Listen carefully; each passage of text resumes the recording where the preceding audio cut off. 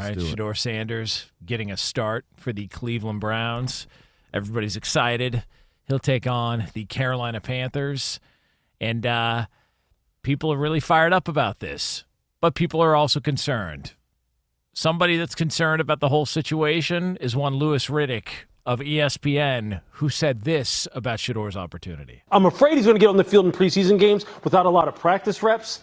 And then they're going to ask him to perform these heroic tasks in order to prove that he's worthy of being a starter when he hasn't had enough reps to really get comfortable. That's the kind of battle he's dealing with right now. I know. I've seen it. We've been in these camps. We know how that goes. Yeah. You don't get enough reps. They play a whole half of a game, and then all of a sudden coaches are going, why are you making that mistake? Why aren't you making that check? Well, damn, coach, I never was in there in practice. You never even talked to me during practice. But now you expect me to know. That's what they're going to expect of him. But if anyone can get it done, it's this kid because he's been trained the right way. But I'm telling you, he is ice skating uphill.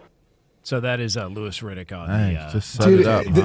This is such a long departure from the truth and the reality. And what pains me about a take like this, and I heard this, and I literally thought to myself, it's a lie. Like, I want everyone out there to know that is one of the biggest lies. It's one of the biggest reasons why people get frustrated with ESPN's content.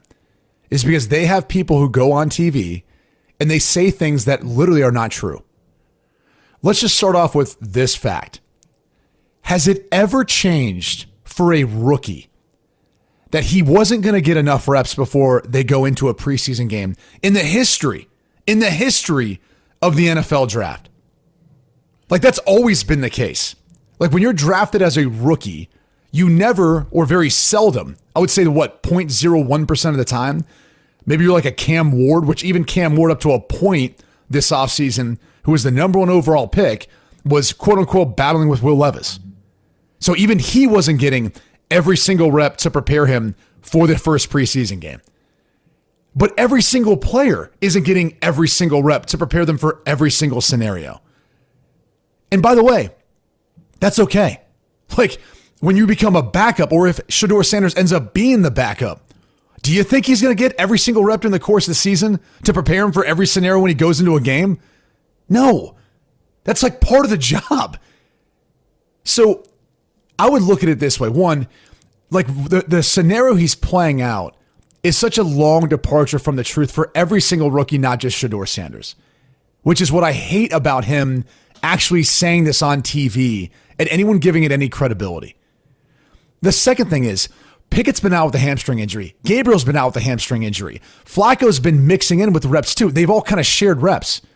So in reality, of all of the quarterback situations, just because there's a lot of bodies there, it actually doesn't mean at all that Shedeur Sanders hasn't got a fair amount of reps in all sorts of different types of situations. The next thing I'd step to is, it's preseason. There you go. Everyone understands that there's going to be mistakes made. Everyone understands there's going to be a learning curve. There's going to be adjustment to the speed of the game. And there's a lot that comes along with that. No one comes back from a preseason game completely chewing guys out. They're trying to teach. They're trying to get them to learn. They're trying to see improvement from game 1 to game 2 to game 3. When they then will have to make a decision. It used to be until game 4 when a lot of those rookies, young guys, got to play a half of football. You know, they got to play the 2-minute drive going into halftime. They got to do the coming out series in the third quarter where you make adjustments, you script off some starters to go with and try to build momentum like that. So, like, I sit here and I listen to this and I go, I get people's frustration with ESPN's content because it feels like they're just throwing stuff at the wall to say stuff to try to get a reaction. In reality, it's so far from the truth. And also, like, talking about, well, he's played a lot of college football. He's been a starter at Jacksonville State. He's obviously been a starter at Colorado for a couple of years. He's got a lot of experience. Like, he's started more games, okay? He's started more games at this point. If you look at college in comparison, or over the last 5 years, he's started more games than Trey Lance. Probably go back to his high school days. He started more games over Anthony Richardson and only started one season at Florida and a handful of games since then in Indianapolis. It's not like he doesn't have actual starting experience, granted at the college level, but running multiple offenses in multiple places and being successful doing so. So like it's almost like he's building this thing up to protect him for like whatever criticism may come. It's preseason. Yeah. It's ridiculous. I mean, I'll put it this way. The first preseason game I ever got into, do you want to know when I got to go into the game? Fourth quarter, and I was running a 2-minute drill the entire time. And people were like, oh, it's because of the holdout and everything else. You know why I was able to execute? I think we went down for like 2 separate touchdown drives. Did 2 separate touchdown passes. Because I'd been there for OTAs and minicamp. I didn't miss jack squat. And Shedeur's been there for OTAs and minicamp. And training camp was just a rehearsal of the same stuff you already had. So to sit there and say that is an absolute lie. And he knows it. Like these coaches work with players. They try to build up players. It's entirely different. There's not, gone are the days where you've got these organizations that bring a guy in or spend a draft pick on him and they just push him to the wayside. They don't talk to him. It's such a long departure from how any culture is built on any team anymore. Most guys move with camp during the first game of the preseason year anyway. You're looking at the cheerleaders. You're looking into the stands. You're trying to see what you can see. Did anybody come to see you so you can see them, so y'all can see each other and look at each other back and forth? That's what preseason is really about, especially the first game, last game. I mean, let's be clear. You're not going – I was being funny, though. You're not going into a game planning in the first game of the year. So to even put that type of weight on it, I would say this is the one time where you would say you want to see a rookie play really well because it's going to be a vanilla approach to the game. You're going in there generally with a limited amount of plays that you're going to use, so you don't open up the playbook as to what it is you're going to do and what you're going to be when you get to the regular season. Those are the things you work on in practice, not in the game. So it's not even a prepared depth chart. There's no scouting report. There's no nothing for game one in preseason. So there's no reason to put that.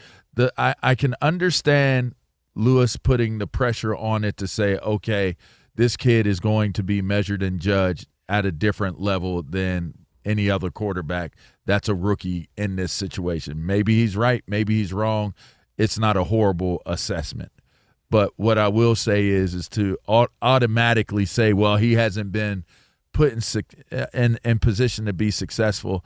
I tend to agree. I think that is an overstated way of approaching it because, again, for one, you're not game planning him. So it's not like you're going to roll coverages and disguise coverages and do certain things to try to confuse them and bring pressures from different spots on the field. You're not going to show those aspects of your defense because you don't want to put that on film. You do not want a organization being able to take that and add that to their scouting report. Oh, okay, when they do this and they walk him down, they generally are blitzing from here. Oh, this is a trigger blitz type of situation. I have the back here. We're going to run an RPO. I see this, that linebacker is he's triggering, he's rushing based off of what the running back is doing. If you're giving offensive coordinators that type of film in week one of the preseason, you probably won't have a coaching job very long. So to me, you come into this game, you have the opportunity to dink and dunk, do vanilla things, maybe even take a chance. And take some risk because at the end of the day, if it doesn't go right, all it is a practice. It's a glorified practice against another team. What's the downside? A week ago, the conversation was he's not going to get enough opportunities. There's too many guys there. He's fourth string. He's this, he's that. Now, a week later, because of injuries, he's getting a chance to start their first preseason And you're game. already saying stuff that justifies if he doesn't play well. This is all good. I don't understand. Exactly. I don't get it. And that's the other thing. Like, is he going to be more heavily scrutinized than Cam Ward, who's their starter going into the season? There really is no other option. Is he going to be more scrutinized than Tyler Shuck, who they drafted in the second round in New Orleans, and it's either between Spencer Rattler, Jake Hanner, or Tyler Shuck? No, because those fans are looking at and being critical of the guys who are already going to be thrusted into that week one starting role. I mean, Joe Flacco's not going to play, at least not in this preseason game, maybe not at all this preseason, who knows, because he's going to be a starter going into week one. He's number one on the depth chart now. That's not going to change. This is really about whether or not Shedeur will be second, third string, depending on how this is going to work. And so it's all upside. This entire thing is completely upside for Shedeur to go in there and play well. So I sit there and I listen to stuff like this and I go, yeah, I get it. I get why people are concerned with ESPN acquiring a lot of the NFL media properties and ESPN Red Zone, and people saying like they're going to ruin it, because they do. Like they put people on who have takes like this that are just factually not true. You know what's interesting to me, and I'll leave it here at this, that, you know, Stephen A. made the ridiculous comment and assertion that Shedeur Sanders was comparable in ways to Colin Kaepernick. And I came out and said what I had to say about it. I thought it was a ridiculous assertion and that it shouldn't be comparable. Let the young man play ball. Don't turn this into like this racial thing where he doesn't get an opportunity. But when you have moments like these, when the media drives the narrative home that he's been set up and he's been put in a position where he can't succeed, it does kind of take on that feeling of he's going to be martyred. Is that the right way of saying it? Martyred. Yeah. That they're going to put him in a situation where nothing he does will be him having to be accountable for it. And so when you look at it, while you're correct in saying, well, you know, the Shucks and the Ward should get all of the scrutiny, what's going to happen is who's ever starting for Cleveland is going to get all the scrutiny, because the scrutiny is connected to what is happening with Shedeur Sanders, because it actually grades out as a more interesting, more polarizing, more clickbait, more headline grabbing story as to what is the trajectory of Shedeur Sanders. When are we going to see Shedeur Sanders? That's going to be I can guarantee you, one of the overwhelmingly strong storylines that will be in this season will be, what is the progress of Shedeur Sanders? Where is Shedeur Sanders? Now, all of that pressure now creates what is Cleveland doing? How is that starting quarterback playing? What is their record? What's justified to say that there's now the moment in time where you have to entertain what you're going to do with Shedeur Sanders? I do believe that will be one of the top 3, top 5 storylines all season long. Have you guys heard anything about Jalen Milroe this offseason? No. Literally nothing. Not since since OTAs. Not since OTA's rookie Yeah. minicamp. Yeah. You know, people were kind of hyping him up, and now we haven't really. Although that being said, have you heard anything about anything much out in Seattle? It's just. Yikes. But that's all. Yikes. The conversation is all surrounding Shedeur Sanders, and now you got people sort of laying the nest down for a soft landing just in case he struggles. It's just it's clout chasing too, weird. right? Like it's clout chasing. Okay. Let's pull back the curtain. We've worked in TV. We know how this works. They come up with a list of topics. I mean, we're in radio right now, and people will sit there and say, well, what are we going to talk about? What's going to grab the attention? Like, I was just at a college football NFL seminar for Fox. And one of the things Fox does an incredible job of is they do surveys. They take a lot of the data and research behind how people are consuming their content, whether that's in broadcast television, cable television, digitally. And what was most fascinating about it is, who do you think was the most recognized figure in college football last year? Shedeur Sanders. Well, coach, but Deion. Oh, coach. Yeah, Deion. prime. Deion, 100%. Yeah. By far and away. Yeah. Now, here's the interesting thing. Of the survey they took, it was about 64% of fans that were college football fans could identify Deion and identify him as Colorado's head coach. So as you start to break these things down, you realize that, like, all right, like, you know, people followed them. They saw them. They had this kind of idea of you know, who Colorado was, who Shedeur was, because of that, really because of his dad. But I kind of keep going back to this, is they're talking about it because it will grab people's attention because, you know, he's recognizable.